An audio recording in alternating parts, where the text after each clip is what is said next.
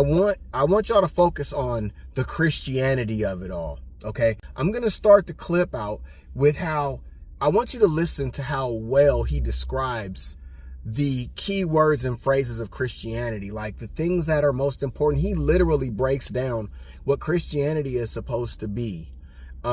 This is right after the CK offing, right? The devil knows the scripture. That's all I'm going to say. You listen to what they say, and then you also listen to what they say, and then you make it make sense. This is a very delicate situation. This is a very delicate situation. I fear that this has set off a chain reaction. I pray to God there is no further violence. I pray to God that nobody else is hurt as a result of this. I hope that it stops here. It should stop here. To all of my followers, if you take up arms, I disavow you, I disown you in the strongest possible terms. That is not what we are about. And the same goes obviously for the other side.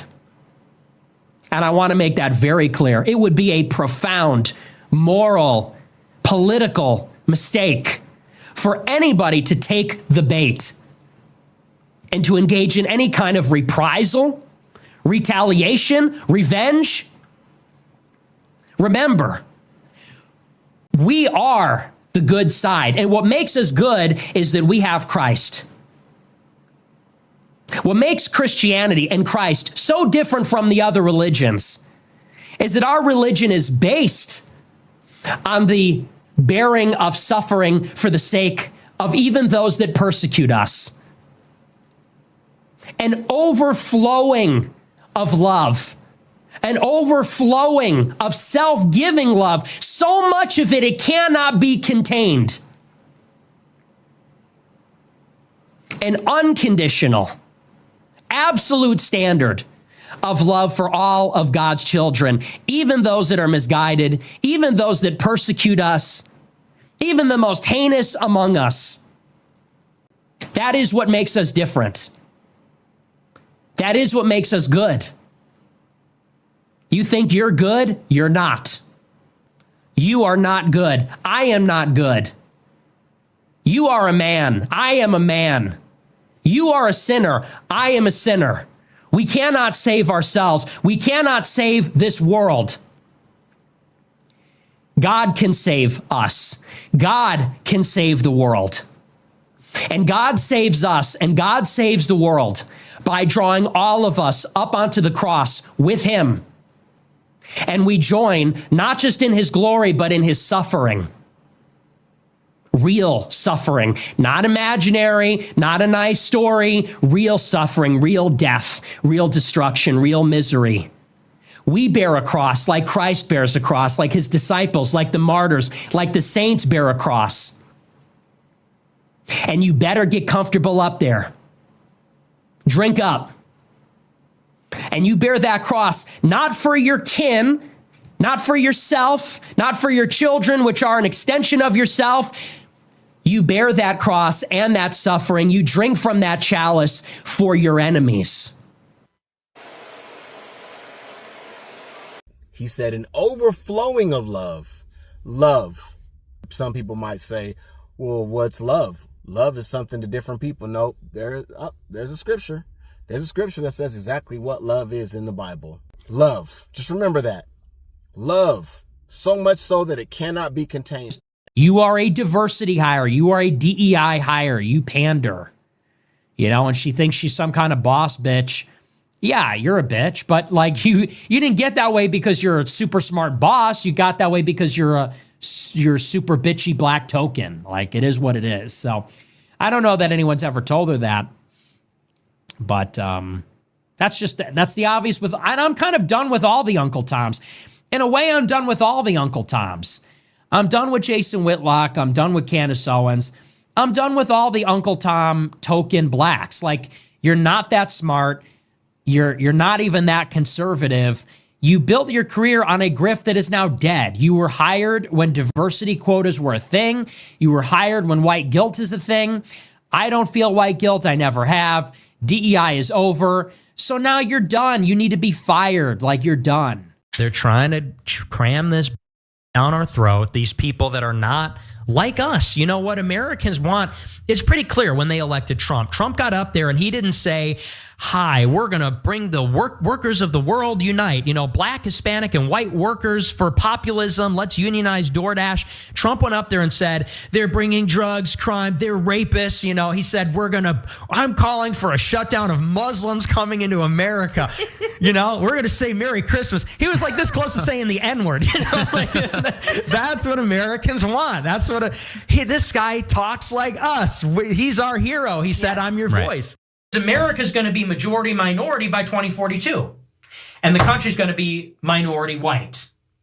And that means America's going to be a lot different than it is now. It's going to look a lot more like Los Angeles and Miami. And it's going to look a lot more like New York. And you're telling me that even though America is going to dramatically change in that period of time, because the people will have changed and the different people will create a different country, it's still going to be America? How's that? As long as they're citizens, as long as they're speaking English when they buy their Netflix subscription. That's too inclusive. That's too inclusive. We're not for inclusivity. We've had enough inclusivity. I can see the conservative movement is slowly coming back around to its implicit racism of the old days. You know, like I remember when Obama was president, there definitely was some thinly veiled, you know, racism there. And sort of a xenophobia. You Muslim socialist, you're born in Kenya. And now that Ketanji Jackson Brown is a nominee, you're seeing conservatives are kind of coming, you're kind of getting a little taste of that again. And like I saw Charlie Kirk, for example, Charlie Kirk said, take a good long look at Ketanji Brown Jackson. This is what your country looks like on CRT. And a lot of liberals called him out for that, and they said, well, what exactly does that mean? What the hell does that even mean? It means, yeah, she's black, and if you're a white guy and you dream of becoming a Supreme Court justice, you're going to have to clerk for someone named Ketanji Brown Jackson. And so Charlie Kirk was like, he was like this close to saying, look at that black face. look at her black face and her name. You know, that's what your country's going to look like. A rising star on your side of the aisle. They're always coming up with, no, it's not the Jews. No, it's not women. No, it's not blacks. It's actually really complicated. No, it fucking isn't at all. Jews are running society. Women need to shut the fuck up. Blacks need to be imprisoned for the most part. And we would live in paradise. It's that simple.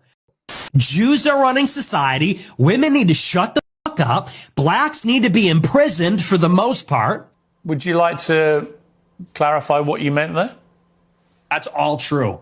That's 100% true. Everything I said in that clip is true. Including that blacks need to be imprisoned for the most part. Yeah. Yes. You just said blacks need to be imprisoned for the most part. You didn't clarify that you were talking about black murderers. Right. No, you're right. That's a good addition to that. That's a great point. You think it's funny, or? Yeah, I do. I think it's hilarious. Nick Fuentes says this about Christianity. We are the good side. And what makes us good is that we have Christ. What makes Christianity and Christ so different from the other religions is that our religion is based on the bearing of suffering for the sake of even those that persecute us, an overflowing of love, an overflowing of self-giving love, so much of it cannot be contained, an unconditional, absolute standard of love for all of God's children, even those that are misguided, even those that persecute us, even the most heinous among us. That is what makes us different. That is what makes us good. You think you're good? You're not. You are not good. I am not good. You are a man. I am a man. You are a sinner. I am a sinner. We cannot save ourselves. We cannot save this world. God can save us. God can save the world. And God saves us, and God saves the world by drawing all of us up onto the cross with him. and we join not just in his glory, but in his suffering. And he's right. What makes Christianity so different compared to all these other religions? You can't earn your salvation, for all have sinned and fell short of the glory of God. Jesus also told us to love our enemies. And when the world hates you, remember that they hated Jesus first. Now, I don't agree with everything that Nick says, but one thing is for sure, Jesus is King, and he is the way, the truth, and the life.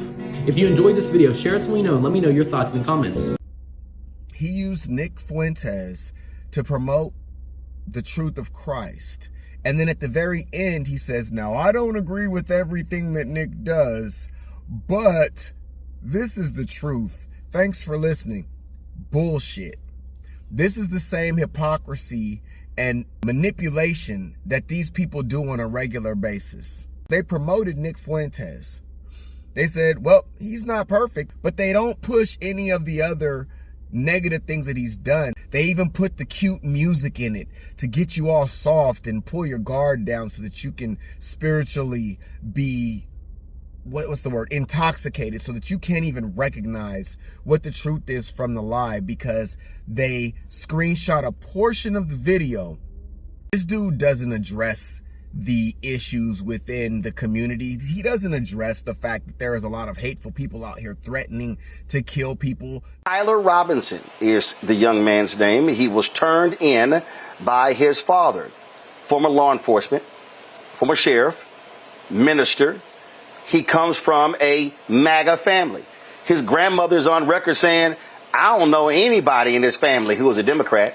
And what's now we're hearing that, according to reports, that he was a groyper. That is a far right Nick Fuentes, the racist, white supremacist, acknowledged white supremacist, anti-Semite. He apparently is a follower of him. Also crazy deranged Laura Loomer. We are the good side. And what makes us good is that we have Christ. An overflowing of love, an overflowing of self-giving love, so much of it, it cannot be contained.